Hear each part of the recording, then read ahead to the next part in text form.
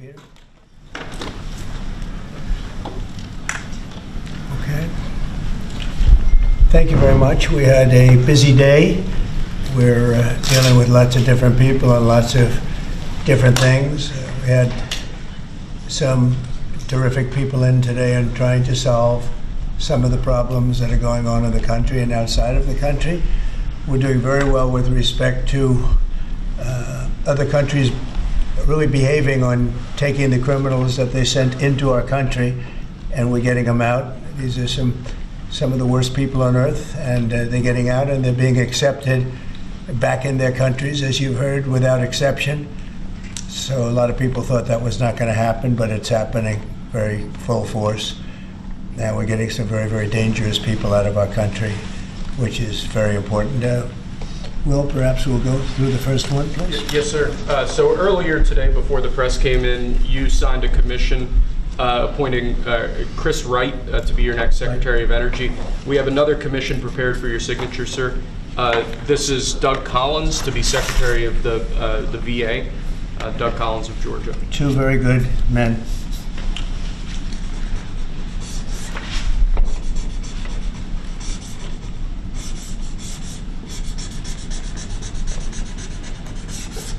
Okay. Thank you, sir.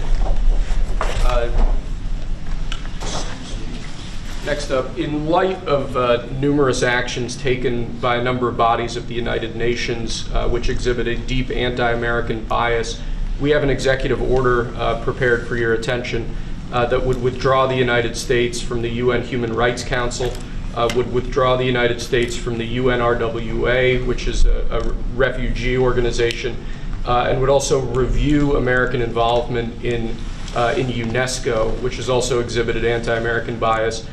More generally, the executive order calls for a review of American involvement and funding in the UN in light of the wild disparities in levels of funding among different countries that, as you've expressed previously, is deeply unfair to the United States. So I've always felt that the UN has tremendous potential. It's not living up to that potential right now. It really isn't, hasn't for a long time. It has, there are great hopes for it, but it's not being well run, to be honest, and they're not doing the job. A lot of these conflicts that we're working on should be settled, or at least we should have some help in settling them. We never seem to get help. That should be the primary purpose of the UN, the United Nations, and again, it's got great potential, and based on the potential, we'll continue to go along with it, but they got to get their act together.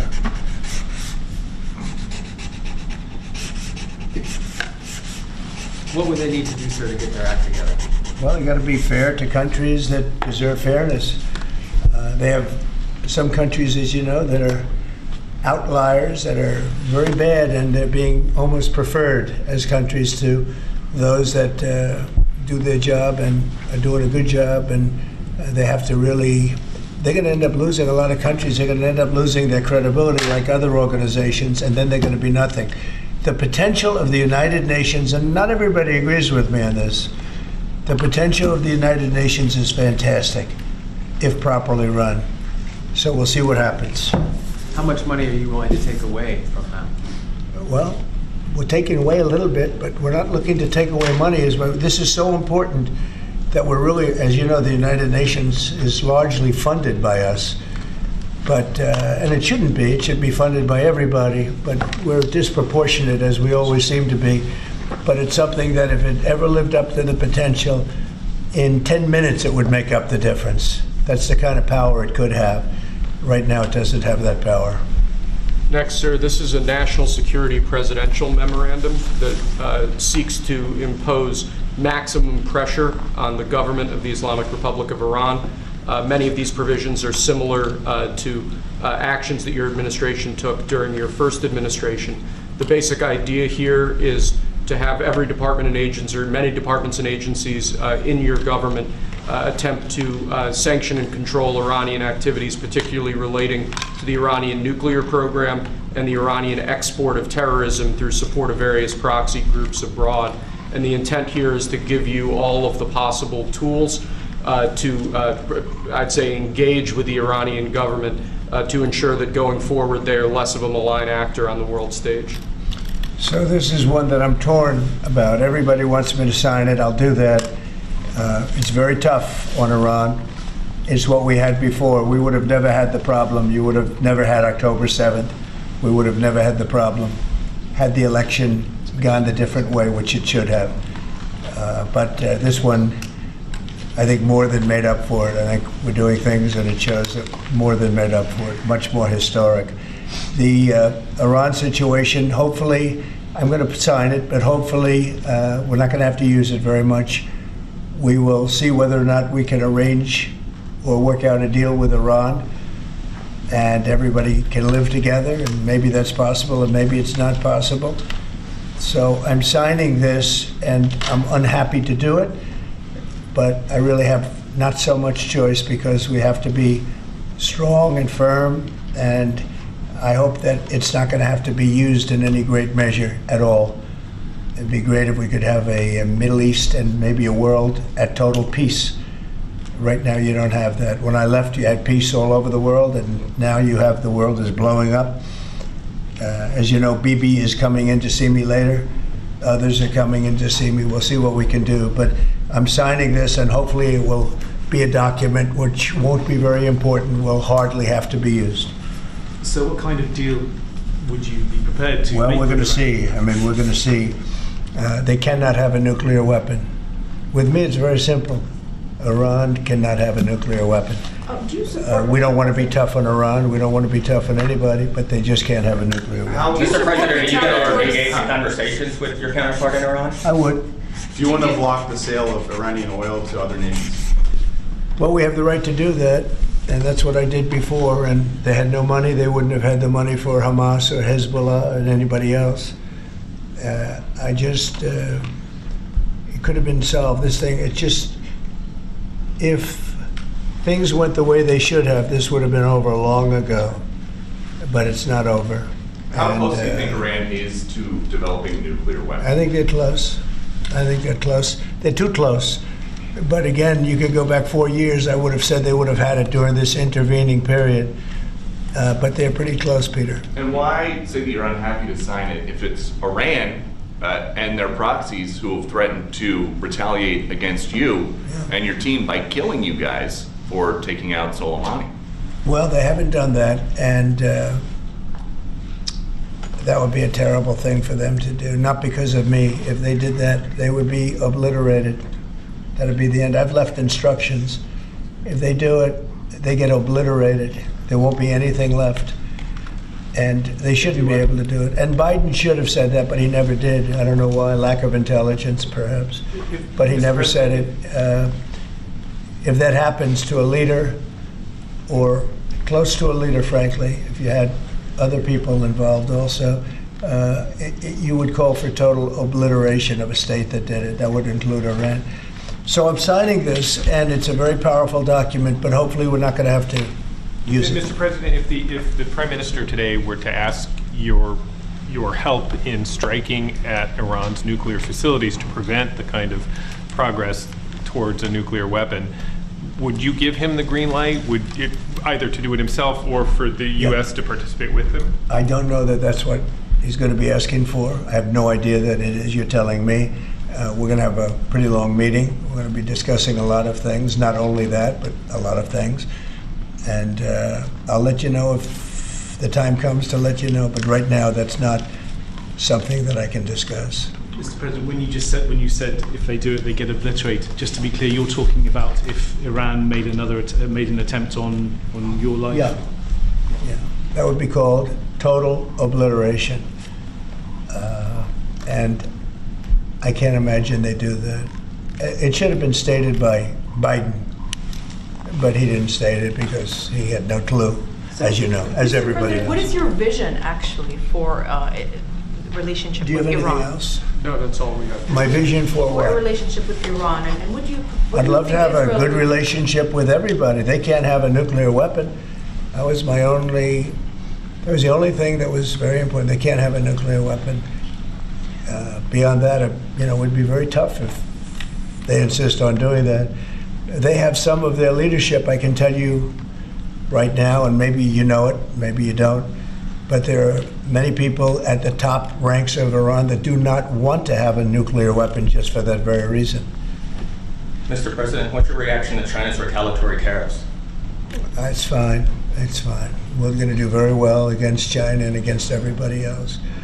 Right now, they've taken advantage of the Biden administration like I've never seen. I've never seen. The deficit with China is about $1 trillion. Think of it, $1 trillion. They're using our money to build their military.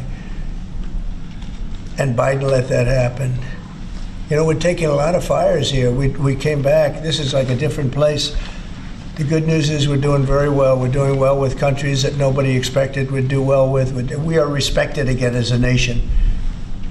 Maybe at a level that people haven't seen for many, many decades. But when I left, we didn't have any wars. I defeated ISIS, 100% of the ISIS caliphate, and now the world seems to be ready to blow up, but we'll see if we can stop it. Mr. Have you President, reached out to the Iranians about any kind of Say deal? it. Have you reached out to the Iranians about any kind of deal to start those I would discussions? reach out. I mean, I have nothing.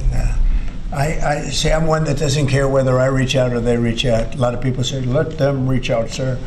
And that, to me, it doesn't matter. It's just talk. But I want to see everybody do well. I want to see great countries, and I want to see peace in the Middle East and elsewhere. We're also working very hard with respect to Russia, Ukraine. That's a bloodbath. It's a total bloodbath. What's going on there is incredible. What's going on with the soldiers, young soldiers being killed by the thousands. I mean, literally by the thousands.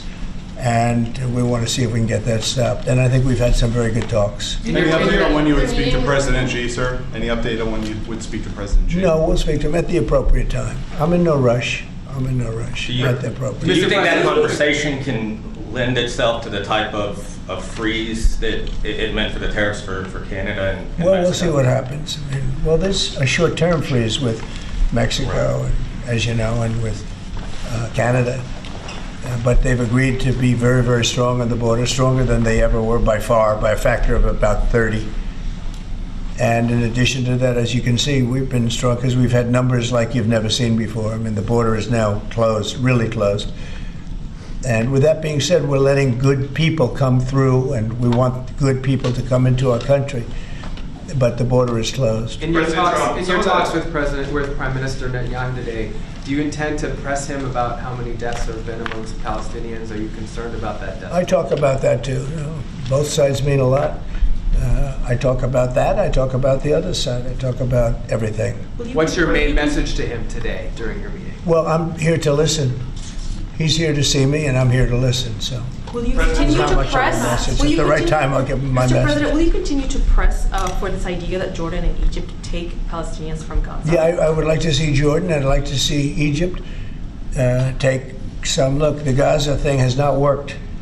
It's never worked, and I feel very differently about Gaza than a lot of people. I think they should get a good, fresh, beautiful piece of land, and we get some people to put up the money to build it and make it nice and make it habitable and enjoyable and Somewhere else. make it a They say they don't home. want to leave, though. Palestinians say they don't want to leave. I don't know how they could want to stay. It's a demolition site. It's a pure demolition site. If we could find the right piece of land or numerous pieces of land and build them some really nice places with plenty of money in the area, that's for sure, I think that would be a lot better than going back to Gaza, which has had just decades and decades of death. Where would those pieces of land be? Well, if they those could Arab be in countries Jordan, don't want and they to? could be in Egypt, and they could be in other places. You could have more than two, more than one, but you could have more than two, and you'd have people living in a place that could be very beautiful and safe and nice. Gaza's been a disaster for decades. Would the U.S. pay for that? I don't think the UN would pay, but I think there's plenty of people that would in the area. They have a lot of money.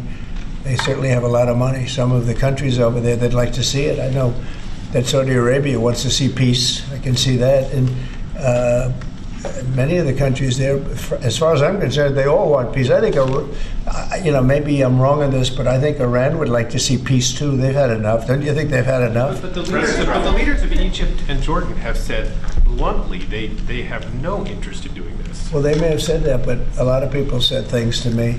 They said they wouldn't take anybody back in Venezuela, and right now they're flying them right back into Venezuela. And a lot of people, and they're doing the right thing in Venezuela. The Panama Canal is an active discussion right now. They said things about that, and virtually everything that's been said has been incorrectly stated based on the result. Doesn't that amount to forcibly displace, or wouldn't that amount to forcibly displacing those people from Gaza? I don't think so. I think if they had the opportunity, they'd love it. If they had an alternative to Gaza, they have no alternative right now. I mean, they're there because they have no alternative. What do they have? It is a big pile of rubble right now. I mean, have you seen the pictures of it? Have you been there? It's terrible to live. Who can live like that? And very dangerous. There's shooting all over the place. There's bombing all over the place on both sides. Now, I would think if they had an option of moving to an area, either in a large group or various smaller groups, and take care of the close to 2 million people, I would think that they would be thrilled to do it. They have no, when you say about the Gaza Strip, they don't have an option. To be clear, you're saying they'd be thrilled. It's very dangerous. They'd be thrilled to leave Gaza. Oh, I think they'd love to leave Gaza if they had an option. Right now, they don't have an option. What are they going to do? They have to go back to Gaza. But what is Gaza? There's practically not a building standing, and they're very dangerous. Those buildings are shifting, and they're falling down all over the place, and there's gunfire all over. It's going to be that way for a while. Mr. President, wouldn't it have made more sense to evacuate people while the war was ongoing rather than now when there's a ceasefire? Which is what you're talking about? When it was more dangerous when there were strikes overhead than now. Well, the strikes could start tomorrow. There's not a lot left to strike. Exactly. It's a demolition site. The whole place is demolished. It's unsafe. It's unsanitary. It's not a place where people want to live. Mr. President. Nobody's got. They have no alternative but to go back. If we gave them an alternative of living in a beautiful open place with some, nice quarters there, nice housing of sorts, and we have the money in the Middle East to build that. Do you support Israelis actually moving back and creating buildings? Not necessarily, no. I just support cleaning it up and doing something with it, but it's failed for many decades. And somebody will be sitting here in 10 years or 20 years from now, and they'll be going through the same stuff, the wars, and they've had civilizations on Gaza, many civilizations on Gaza, and they're buried in the sand. Secretary It Rubio. doesn't seem to work. Secretary. Elon Musk, thank you, sir. On Elon Musk, how often are you talking to him? And have there been ideas that he's brought to you that you've said, oh no, wait a minute, this is going a little too far? Well, many ideas, but look, he's done a great job. Look at all the fraud that he's found in this U.S. AID. It's a disaster what the people, radical left lunatics, they have things that nobody would have even believed. The whole thing with $100 million spent on you-know-what, with money going to all sorts of groups that shouldn't deserve to get any money, with the money. I'd like to see what the kickbacks are. How much money has been kicked back? Who would spend that kind of money to some of the things that you read about and I read about and I see every night on the news and every morning when I read the papers? Who would spend money for that? I would say this, the people that got all that money, are they kicking it back to the people that gave it from government? No, that's, to me, very, very corrupt. The real question is, how much of a kickback has there been? And one of the things I want to investigate rapidly, because I've never seen anything to this extent, the train that's being built between Los Angeles and San Francisco is the worst managed project I think I've ever seen, and I've seen some of the worst. Billions and billions, hundreds of billions of dollars over budget. In fact, I read where you could take every single person that was going to go on the train and get the finest limousine service in the world and take them back and forth with limousines, and you'd have hundreds of billions of dollars left over. It is the worst thing, and we're going to start an investigation in that because it's not possible. I built for a living, and I built on time, on budget. It's impossible that something could cost that much. And now it's not even going to San Francisco, and it's not going to Los Angeles. They made it much shorter. So now it's at little places way away from San Francisco and way away from Los Angeles. No, we're going to start a big investigation on that because I've never seen anything like it. Nobody has ever seen anything like it. The worst overruns that there have ever been in the history of our country. And it wasn't even necessary. I would have said, you don't buy it. You take an airplane. It costs you $2. It costs you nothing. You take an airplane. But this got started, and if you have to, you drive. You can drive. Are there other agencies? They have hundreds of billions of dollars of cost overruns, and it's not even the same project. It's much shorter. It's way outside of San Francisco and way outside of Los Angeles. So we're going to be looking into Who's going this. to investigate that? Is that Doge who's going to investigate the train? No, I'm doing that myself. No. Some of these Doge engineers that Elon Musk has helping him are as young as 19 years That's old. good. They're very smart, though, Peter. They're like you. They're very smart people. Thank you. Have you met any of these guys? No, I haven't seen them. They work actually out of the White House. They're smart people. Unlike what they do in the control towers, where we need smart people, we should use some of them in the control towers where we were putting people that were actually intellectually deficient. That was one of the qualifications, is you could be intellectually deficient. No, we need smart people. Some are young and some are not young. Some are not young at all, but they found great things. Look at the list of things. Maybe I'll do it tomorrow. I'll read off a list of 15 or 20 things that they found inside of the USAID. It has to be corrupt. Nobody could approve that. They could only approve that if they were getting kickbacks. And you're talking about hundreds of millions of dollars. And it sounds like you're going to wind down USAID. It sounds like it. I mean, I think so. Yeah. So when that happens, which part of the government? Well, I could see Marco Rubio being in charge, State Department, because they're giving money to. I mean, some of the money is well spent, I guess, but much of it is really fraudulent. And on the education department, why nominate Linda McMahon to be the education department secretary if you're going to get rid of the education department? Because I told Linda, I hope you do a great job and put yourself out of a job. I want her to put herself out of a job. Education department. So we're ranked number 40 out of 40 schools, right? We're ranked number 1 in cost per pupil. So we spend more per pupil than any other country in the world, and we're ranked at the bottom of the list. We're ranked very badly.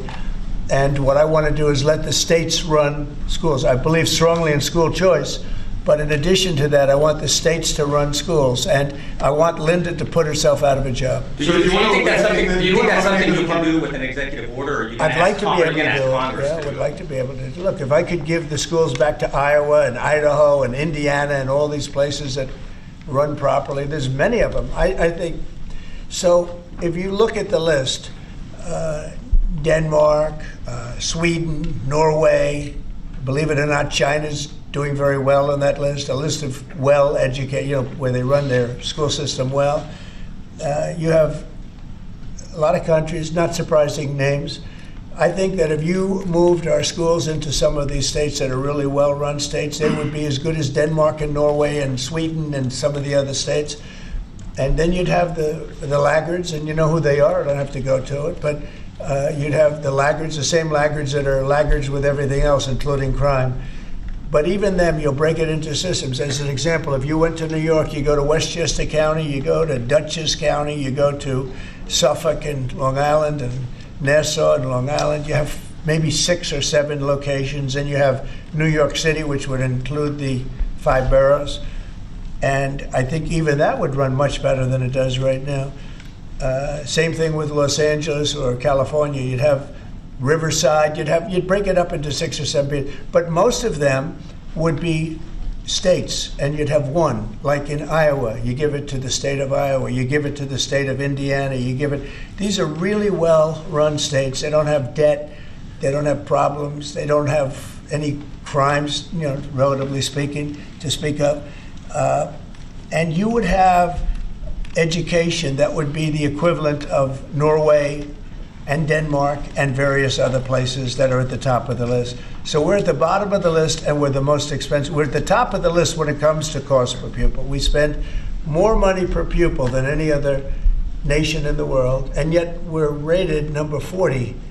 The last ratings came out, you saw them. So they talk about 40 countries, we're rated number 40. And I say that if we did this, we would go 20, 30 notches up. We could do great. And we would have some of the best districts in the world. But are you looking to do that with an executive order, sir, or do you need to work with Congress? Well, there are some people that say I could. I think I'd work with Congress. I think we'd have to work with the teachers union, because the teachers union is the only one that's opposed to it. Nobody else would want to hold them back. Look, we have to tell the teachers union, we're rated last in the world in education of the top 40. We're rated last. We were 38. Now we're 40. We went to 39. We went to 40. We're 37. But we're at 40 now. The thing just came out. That's under Biden. Remember that. Secretary Rubio announced a deal this week that would allow potentially American citizens who are criminals to be put in a different country. Is that something you're looking to do? No, I didn't know that he announced that yet, but if he did, it's fine, yeah. We have hardened criminals, horrible people. You see him pushing people into subways. The train is coming. Last week, guy walking around and just sees somebody waiting for the train. Train's coming 40 miles an hour, and he gets pushed into the subway. And that happens all the time. These are sick people. If we could get them out of our country, we have other countries that would take them. It's no different than a prison system, except it would be a lot less expensive, and it would be a great deterrent. Send them to other countries. If we could go a step further, in other words, we're talking about getting the criminals out of our country that come in through other countries illegally, right? The illegal migrants, as I call them. Well, we have people that are just as bad as them in our country. If we could get them out, I'd be very happy. El Salvador said that he would wanted you to pay a fee for that. Would you pay that? Well, it's a very small fee compared to what we pay to private prisons. But under what authority? And a very, very small fee. I don't know, we'll have to find that out legally. I'm just saying, if we had the legal right to do it, I would do it in a heartbeat. I don't know if we do or not, we're looking at that right now. But we could make deals where we'd get these animals out of our country. And you know, if you take the shooters, the people that hit old ladies in the back of the head with a baseball bat when they're not looking, that walk down the street, the people that you see it, the people that take out a gun and shoot you for no reason at all. If we could get these animals out of our country and put them in a different country under the supervision of somebody that made a relatively small fee to maintain these people, because you know what? These are criminals, you call them hardened criminals. They've been in jail 40 times. There's one 42 times. And every time the person gets out, it's a he. Every time he gets out, he commits another crime within 24 hours. And it's a heinous crime. It's a rough crime. We don't want these people in our country either. We don't want them in our country. If we had the option to get them out and let them be based in some other country at a fraction of the cost, and frankly, they could keep them, because these people are never going to be any good. That person that has been arrested 42 times or 22 times or 17 times and is all in for manslaughter and everything else, and only gets out because of a very weak judicial system that only goes after people like Trump. They don't go after the criminals. They don't go after people like this. And they laugh at our law. If that took place, you would have a lot less crime automatically. So is there exploring whether to allow this? On Guantanamo Bay, is there enough space there to accommodate? There's a lot of space to accommodate a lot of people, yeah, so we're going to use it. Can you talk a little bit We more have about it. It's why? already up. We have it for nothing. But we can do less expensive and even more secure. We've had other countries come to us saying, we would love to do that. We would love to take your criminals and we'll maintain that. We'll be their jail. And I'm only talking for the most severe cases. Like, I watched that guy on tape pushing the man into the subway last week. That man that did that is a real bad guy. Many, many arrests. And do you think you're going to convince him someday to be good and a wonderful citizen for our country? It's never going to happen.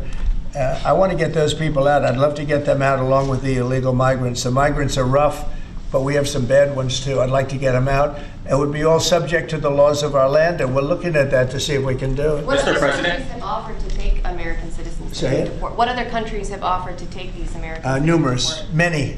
Could you And list Marco them? brought it up today. I'm glad he did, because a lot of people are thinking it.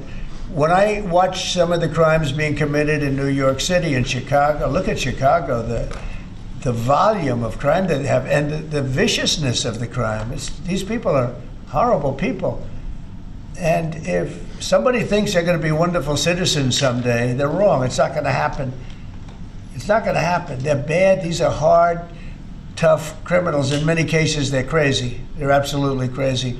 But they're very dangerous. If I could get them out of the country and be in some other country where they're glad to have them because they make a small fee compared to what we'd pay to a private prison, or to, put them in one of our prisons that costs even more money, I think it would be great. I'd love to get them the hell out of our country. Thank you very much, everybody. President Trump, let's go. We're going to win the Super Bowl. Thank you. I don't want to say, but there's a certain quarterback that seems to be a pretty good winner. And just last one, because you mentioned it many times. What do you think about Joe Biden signing on with a talent agency? You got to be kidding. He signed on with a talent agency? He does. He's got some entertainment agents now. I think he's got bigger problems than that. I really do. I think he's got much bigger problems than that, but I wish him well. We inherited a mess. This place is a mess, but it's quickly being solved, the problem. We're going to make America great again. Thank you very much. All right, guys, let's go. Thanks, guys. Thank you. Good afternoon, everybody. Good to see you all. President Trump is in charge, and America is back. This week further demonstrated that the Trump effect is real. Over the weekend, Americans celebrated the return of American-Israeli citizen Keith Siegel and 2 Israelis who were held captive by Hamas terrorists since October 7th, 2023. President Trump and his administration worked diligently to secure their release and are committed to freeing all remaining hostages. Yesterday, as you all know, President Trump held his first foreign meeting at the White House with Israeli Prime Minister Benjamin Netanyahu. And as the president said, the bonds of friendship and affection between the American and Israeli people have endured for generations and are absolutely unbreakable. The president is committed to eliminating Hamas and securing a lasting peace for the entire region. The historic proposal for the United States to take over Gaza, announced by President Trump last night, underscores this commitment. Insanity is doing the same thing over and over again and expecting different results. President Trump is an outside-of-the-box thinker and a visionary leader who solves problems that many others, especially in this city, claim are unsolvable. We've already seen the results from President Trump's bold peace-through-strength diplomacy on the world stage. In response to President Trump's tariffs this week, both Mexico and Canada took immediate steps to alleviate the illegal alien migration and flow of deadly drugs, particularly fentanyl, into our country. Mexico's President Claudia Sheinbaum agreed to permanently supply 10,000 Mexican soldiers on the U.S. border who will be specifically designated to stopping fentanyl and criminal aliens from pouring into our country. And Canada's Prime Minister Justin Trudeau agreed to appoint a fentanyl czar, list cartels as terrorists, and increase resources to assist the 10,000 frontline personnel at our northern border with Canada. In recognition of these steps, President Trump paused the implementation of tariffs for 1 month while negotiations continue and final deals can be structured. Throughout the transition and during his inaugural address, President Trump made it known that the United States cannot and will not allow the Chinese Communist Party to continue with its effective and growing control over the Panama Canal. Following Secretary Rubio's successful first trip and visit there over the weekend, Panama's president said he will allow its participation in the Chinese Communist Party's, it will no longer allow the participation in the Belt and Road Initiative. That participation will expire. This is significant because Panama was the first Latin American nation to join Belt and Road and now becomes the first to back away from it because of President Trump. And to assist with the ongoing mass deportation effort, El Salvador's president has agreed to the most unprecedented migratory agreement anywhere in the world. Because President Trump is back in charge, El Salvador has offered for illegal aliens of any nationality facing deportation in the U.S. to be booked in his country's prison system. And finally, President Trump's envoy for special missions, Rick Grinnell, traveled to Venezuela and not only secured the release of 6 American hostages, but Venezuela also agreed to accept the return of illegal alien Tren de Aragua gang members. All of these incredible victories prove how well President Trump's peace through strength approach is working. And the days of weak American leadership are over. In another success story this week, efforts to seal the border, halt the invasion, and carry out the largest mass deportation campaign continue at lightning speed. Customs and Border Protection has approximately 79 miles of new border wall projects already underway in various stages of construction and planning. The first flights arrived to Guantanamo Bay yesterday afternoon out of El Paso. And who were some of the passengers aboard, you may ask? There were 10 members of the transnational gang Tren de Aragua on this flight. And overall, our heroic ICE agents continue to prioritize the removal of violent criminal illegal aliens in communities across the country. On February 3rd, ICE Dallas arrested a citizen of Nicaragua who has been convicted of sexual assault, strong arm, and lewd acts with a minor and sentenced to 15 years in prison. ICE Los Angeles arrested a Mexican citizen who has been convicted of lewd acts with a minor and sentenced to 364 days. And ICE Atlanta arrested a citizen of Mexico who has been convicted of homicide by vehicle and hit and run and sentenced to 6 months confinement. And ICE New York arrested a Venezuelan national and known TDA gang member who has a prior criminal conviction for assault in the 3rd degree causing physical injury. Americans are safer every single time one of these criminals is arrested and deported from our country. On another important and ongoing topic, the Senate is working fast to confirm President Trump's exceptional cabinet nominees in the face of relentless media smear campaigns. As of right now, 12 members of the president's cabinet have been confirmed, most recently Pam Bondi, who, as you all know, I was just in the Oval Office for that swearing-in ceremony surrounded by Pam's lovely family, and we look forward to watching her serve as the Attorney General of the United States. According to CNN, President Trump is getting more cabinet picks confirmed so far than the average president in the modern era. Another success story. And we believe it's critical that Republicans in the Senate majority stay tough and keep their foot on the gas to confirm all of the remaining nominees as quickly as possible so we can continue President Trump's important work here at the White House and across our entire federal government. And lastly, throughout his historic campaign, President Trump pledged to restore common sense to our country. And he is continuing to deliver on that with an executive order that he will sign later today. The president will be signing an executive order keeping men out of women's sports to defend the safety of athletes, protect competitive integrity, and uphold the promise of Title IX. This common sense action from President Trump ends the disgusting betrayal of women and girls by the previous administration, who for years catered to radical activists who wanted biological males to be treated as women in workplace showers, competitive sports, prisons, and even rape shelters. Gender ideology insanity is over. Submissions from individuals across the country interested in participating in our new media seat at a future briefing continue to flood in. We are at more than 12,000 and counting. If you're watching right now and are interested, you can continue to apply on our new media website, whitehouse.gov/newmedia. And in the seat today, we have a longtime national television broadcaster. I'm sure many of you recognized her when she came in, Sage Steele, who is now the host of an incredibly successful podcast, The Sage Steele Show, on YouTube and all podcast platforms. And previously, Sage was a fixture at ESPN from 2007 to 2023, primarily hosting SportsCenter, which we all know well, before leaving the company to exercise her First Amendment rights more freely. We are honored to welcome her to the briefing room today. She will be joining the president at the big EO signing later this afternoon. I know many of you will be there as well. So Sage, why don't you kick us off on this very exciting day for women and girls across the country. Thank you for joining us. It is exciting, and Caroline, thank you for welcoming people like me with a little bit of a different perspective, different background in this seat. It really does mean a lot. Thank you. Obviously, the House already passed the Protection of Women and Girls in Sports Act, which was a really big step for women and girls. So far, the Senate, as we know, has not brought it up to vote.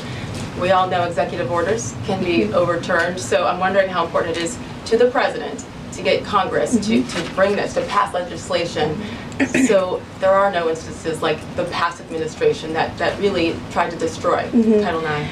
It's incredibly important that Congress immediately acts on this priority. I think the president is really setting the tone, making this a very immediate priority for this administration, just as he promised to do on the campaign trail. And I'd like to get into the executive order a little bit, because it is the news of the day here at the White House, and talk about what this executive action will actually do.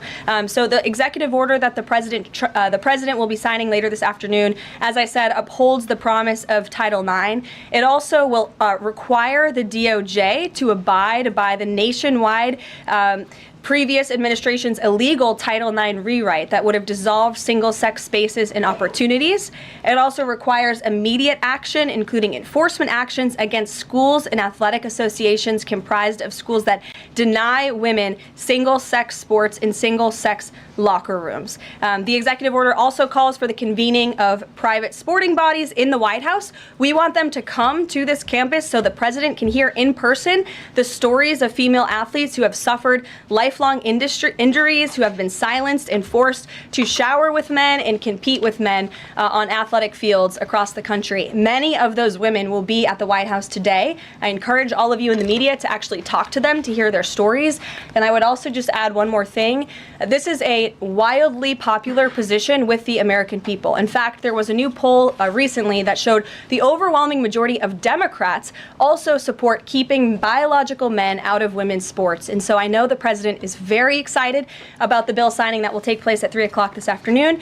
You will hear from him more on that later, and we look forward to seeing you there, Sage. So thank you very, very much. Garrett, great to see you here today. Thank you. On Gaza, the president has spent basically his entire public career criticizing foreign entanglements, nation building, sending American troops to fight abroad, particularly in the Middle East. This plan seems like it could ultimately involve all of those things. Can you explain this reversal and how building and owning Gaza squares with America First foreign policy? I would reject the premise of your question that this forces the United States to be entangled in conflicts abroad. The president has not committed to putting boots on the ground in Gaza. He has also said that the United States is not going to pay for the rebuilding of Gaza. His administration is going to work with our partners in the region to reconstruct this region. And let me just take a step back here, because this is an out-of-the-box idea. That's who President Trump is. That's why the American people elected him. And his goal is lasting peace in the Middle East for all people in the region. And as I said in my opening remarks, we've had the same people pushing the same solutions to this problem for decades. And it's been made very clear to the president that the United States needs to be involved in this rebuilding effort to ensure stability in the region for all people. But that does not mean boots on the ground in Gaza. It does not mean American taxpayers will be funding this effort. It means Donald Trump, who is the best deal maker on the planet, is going to strike a deal with our partners in the region. Because he did not rule out American troops in Gaza last night. Are you doing that now? I am saying that the president has not committed to that just yet. He has not made that commitment, and you know that. And on the foreign partners, the Jordanians, the Egyptians, the Saudis have already panned this plan. What foreign partners, if any, have expressed any interest in being part of it? Well, the president has said he's been socialing this idea for quite some time. He's been thinking about this. He said in his remarks last night, this was not a decision or an announcement that he takes lightly. And the president has already spoken to the President al-Sisi. In fact, that was his first foreign leader call. He's meeting with the King of Jordan, King Abdullah, next week. He spoke with the King of Bahrain. He spoke with the Crown Prince of Saudi Arabia. And he has made it very clear, he's been very vocal, that he expects our partners in the region, particularly Egypt and Jordan, to accept Palestinian refugees temporarily so that we can rebuild their home. I'd like to show you some images of Gaza that were taken. Fox News aired this. I mean, that is, as they put it, in an apocalyptic scene in Gaza. This is an uninhabitable place for human beings. Do you really think that families can live their dream in a region that looks like this, with no running water, no electricity? And the special envoy to the president, Steve Witkoff, recently traveled to Gaza, Gaza, as you all know. And he came back with images that he showed the president of the dire situation here. And the president made this decision with a humanitarian heart for all people in the region. Peter. Thank you, Caroline. Are any officials here preparing to fight Democratic lawmakers in the streets? Absolutely not. So and thanks for the question. Some elected Democrats are so steamed about Doge. Congresswoman LaMonica McIver says we are at war. Ilhan Omar says we might actually see somebody get killed. And Chris Van Hollen says we have to fight this in the Congress. We have to fight this in the streets. So what now? And may I just point out, if you heard that type of violent, enticing rhetoric from our side of the aisle, from Republican leaders on Capitol Hill, I think there would be a lot more outrage in this room today. It's unacceptable, the comments that have been made by these Democrat leaders, and frankly, they don't even know what they're talking about. Because President Trump was elected with a mandate from the American people to make this government more efficient. He campaigned across this country with Elon Musk, vowing that Elon was going to head up the Department of Government Efficiency, and the two of them, with a great team around them, were going to look at the receipts of this federal government and ensure it's accountable to American taxpayers. That's all that is happening here. And for Democrat officials to incite violence and encourage Americans to take to the streets is incredibly alarming, and they should be held accountable for that rhetoric. It sounds like something that they're most concerned about is Doge engineers with access to Treasury systems. Can you clarify? Do the Doge engineers have read-only access in these systems, so they are not allowed to write new code? No. They are not. Okay. No. And then one more thing. NBC is reporting that some of the illegal immigrants that we've seen rounded up and arrested are not being deported. They're being released with ankle or wrist monitoring devices, or they have to check in on the phone. So is the administration arresting more people than you have room for? I have seen the reports, and I'm glad you brought it up because we want to address it. There have been a total of 461 illegal aliens. This is of this morning when I got this information from DHS that have been released from custody. Of the more than 8,000 that have been arrested since President Trump was inaugurated, it's less than 6%. And there are reasons for their release. Some of the factors include a lack of significant likelihood of removal in the foreseeable future, lack of detention availability, which is something this president and this administration has been incredibly vocal about. We are doing everything we can to deport and detain illegal immigrants, but we need Congress's help to increase funding for Border Patrol and for ICE to increase detention capability in our facilities. And then other serious medical conditions have also been the reasons for some of the release of these individuals. But none of them have final deportation orders. Many of them are probably contesting their immigration status. I'd refer you to DHS for more details, but I did get that information because I knew it would be a question, so thank you. Sure. Caroline? Yes. The president and you here again today have made clear, given the devastation, you think Palestinians have no choice but to leave Gaza and go elsewhere. But Palestinians say this is their home. They don't want to go. The president last night said he's willing to use the military if necessary. Is the U.S. prepared to remove Palestinians from Gaza by force? The president is prepared to rebuild Gaza for Palestinians and all people in the region, peace-loving people who want real economic development and opportunity in the region. This is a region that has been controlled by Iranian-backed terrorists, Hamas, who have brutalized not just Israelis but Palestinians too. It is because of Hamas that you see those images on that screen, that Gaza has become a demolition site, because Hamas launched that brutal attack on Israel on October the 7th. And so again, I would stress, President Trump wants to ensure that this can be a place where all people can live in peace. He is a peacemaker in chief. He made that very clear in his first term. And as for how that will be accomplished, the president and his team are talking with our allies in the region to consider next steps. But should the American people be prepared to see U.S. military on the ground fighting a ground war against Hamas? Again, the president has not committed to U.S. troops in the region. But it is an option. I have said that the president has not committed to that yet. Sure.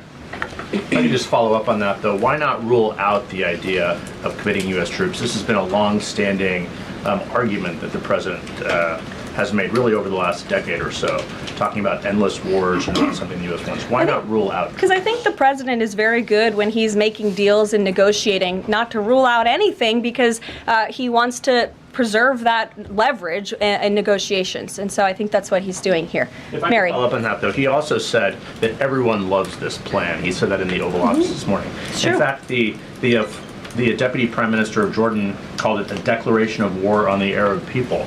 So how does he square the fact that even some Republicans on the Hill are objecting to this or questioning this? How does he square the fact saying everyone loves this? Well, King Abdullah of Jordan will be here next week, so I can provide you more context on the conversations he will have directly with the President of the United States after that meeting. And I would just point out that there's been a lot of leaders and officials all around the world who have doubted, I suppose, the deal-making ability of President Trump.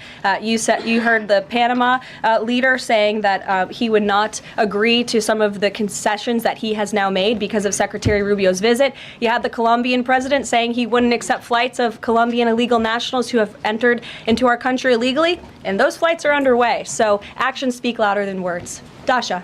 Caroline, you said the president has been working on this idea for a while behind the scenes now. Is there a written plan based on the president's proposal for Gaza? And if so, when was it drafted and who had a hand in that? The plan was written in the president's remarks last night as he revealed it to the world and to the American people, and his team are continuing to be engaged on this effort. I saw the National Security Advisor this morning. He has a very busy day of calls, and they will, again, continue to engage with our partners. That includes Steve Witkoff as well. Mary. Two questions for you on the news of the day. So how is today's executive order going to impact the 2028 Summer Olympics in Los Angeles? For example, would a man who thinks that he's a transgender woman be allowed to compete as a female on U.S. soil?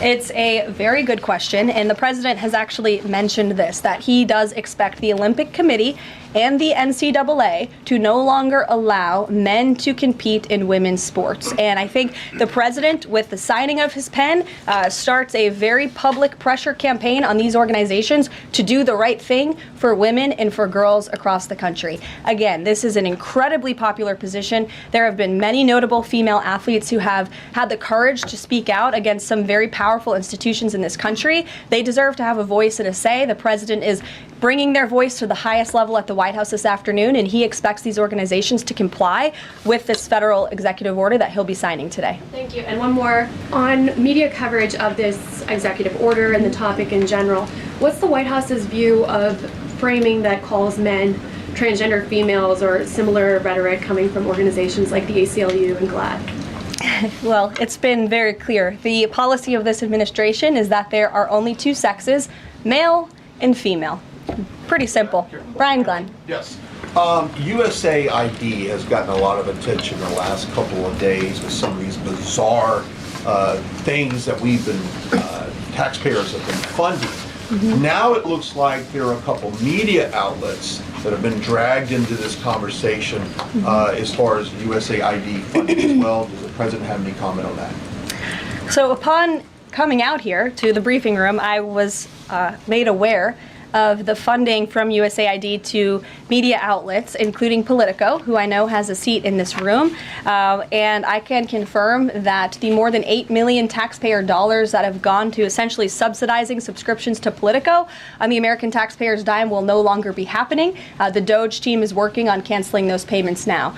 Again, this is a whole of government effort to ensure that we are going line by line when it comes to the federal government's books. And this president and his team are making decisions across the board on, do these receipts serve the interests of the American people? Is this a good use of the American taxpayers' money? If it is not, that funding will no longer be sent abroad, and American taxpayers will see significant savings because of that effort. Thank you. I'd like to give some love to the back row. I've heard that unfortunately they haven't been called on in years past. So Reagan, why don't you go ahead? Thanks, Caroline. The WHC announced that comedian Amber Ruffin, who has called the president a toddler with his pants pulled down, will be the entertainment for this year's Correspondents' Dinner. Does the White House have a reaction to this choice, and will the president be attending the dinner this year? Certainly an interesting choice. I have the president's invitation on my desk. I have the invitation for myself on my desk as well. Haven't talked to the president about it. When he makes his decision, I will let you all know. But definitely an interesting choice of the comedian. I'll talk to the boss about it and see what we decide. Sure, go ahead. Yes, yes. On the executive order set to be signed today, you said that this will be enforced. Can you spell out for schools and the public how exactly the administration plans to course, this even at the local level. And on top of that, there are human rights groups who say that this could expose kids to discrimination. What is your response to that? I think kids have already been exposed to discrimination, especially young women and girls who have been forced to shower in locker rooms with biological men, who have been forced to compete on playing fields with biological men, which is incredibly unfair and unsafe, and again, an incredibly unpopular policy with the American people. As for the actions that this executive order takes, I already laid those out at the beginning of the briefing. I'm happy to give you a copy of this fact sheet so you can let your audiences across the country know. What's your message to schools who don't comply with this? They should, because it's going to be federal law in about an hour and a half. So your colleague to your right, to my Thanks, left. Caroline. Yes. Taylor with Spectrum News. You talked a bit about Doge. Elon Musk is currently a, quote, special government employee who also owns companies that have billions of dollars in federal contracts. You said earlier this week that he has abided by all applicable federal laws, but what steps is the Trump administration taking to address that conflict of interest? The president was already asked and answered this question this week, and he said if Elon Musk comes across a conflict of interest with the contracts and the funding that Doge is overseeing, then Elon will excuse himself from those contracts. And he has, again, abided by all applicable laws. In the back left, go ahead. Trade advisor Peter Navarro, when asked about the External Revenue Service today, said, quote, we're going to collect a lot of tariff revenues and we're going to get tax cuts out of it. Is it the official position of the White House that tariffs will lower taxes for Americans? The president has always been clear that he believes tariffs are a tax on foreign nations, and he's committed to cutting taxes for the American people here at home. He also believes tariffs are a great revenue raiser for this country, and that's exactly why he has committed to the creation of the External Revenue Service, which I think is a phenomenal idea. Or just go down the whole row. Go ahead. Tom Bateman with the BBC. Can you confirm that under the President's plans for Gaza, any and all Palestinians who want to stay in Gaza on their land will be allowed to do so? I can confirm that the president is committed to rebuilding Gaza and to temporarily relocating those who are there, because as I've showed you repeatedly, it is a demolition site. There is no running water. There is no electricity. The president wants these individuals to live in peace. He is committed to doing that with this very bold new plan, and we will continue to keep you apprised of updates as we receive them. Ed Lawrence, go ahead. Yes, go ahead, Ed. I appreciate it. Thank you. So now that the President Trump's policies are starting to take shape, how long will it take to cycle through and get some of the actual prices that Americans are paying to come down? Prices at the store and at the grocery pump? All of the above. Across the board, sure. Well, the president is doing everything he can, obviously, to reduce the cost of living crisis in this country as quickly as possible. That's why he signed a litany of executive orders across the board. In the first couple of weeks here, he declared a national energy emergency.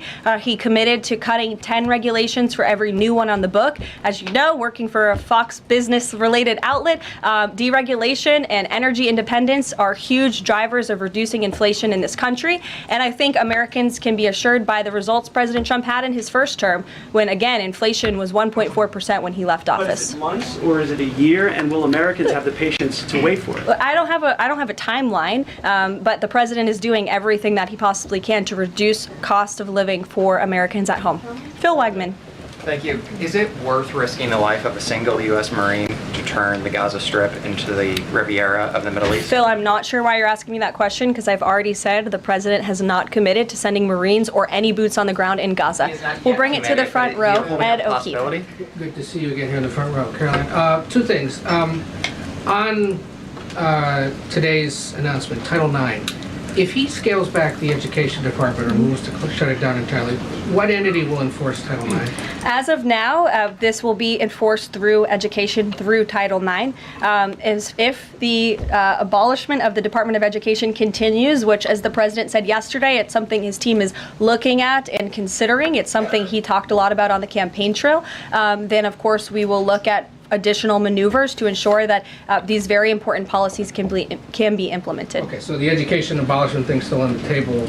Title Yeah, the IX president talked about it yesterday in the Oval Office, and he has good reason to talk about it. I mean, look, our education system is failing students in this country. The nation's report card, I brought it up in my remarks last week, it shows that fourth graders are not reading at the level they should. I believe it was 40% of them are proficient in reading. As the mother of a child, I want an education system that helps my child read and write, teaches him math, nothing else in the classroom. And the president is wholeheartedly committed to we can make academia great again in this country. One other quick Deanna, one, go ahead. Thanks, Caroline.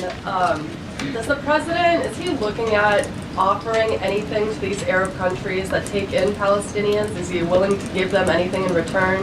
And secondly, when the president announced his taking over Gaza policy yesterday, was Netanyahu aware of this, and what was his reaction when Trump presented that idea to him? I was I won't get ahead of the president's discussions or negotiations on your first question about what would be offered. I think the president's made it clear that he expects these nations in the region to step up and to accept Palestinian refugees who will be temporarily relocated for the rebuilding of Gaza. As for whether Prime Minister Netanyahu was aware before the president's remarks, he was indeed. I wasn't present for that reaction. But again, this is something the president has been socializing and thinking about for quite some time. Nick, good to see you. Oh, Jordan. Jordan, sorry. Thank you, Caroline. So Secretary Hegseth announced yesterday that Army recruiting levels have reached 12-year highs in December, 15-year highs in January. What is making young people want to serve the military under the Trump administration, and how does that contrast to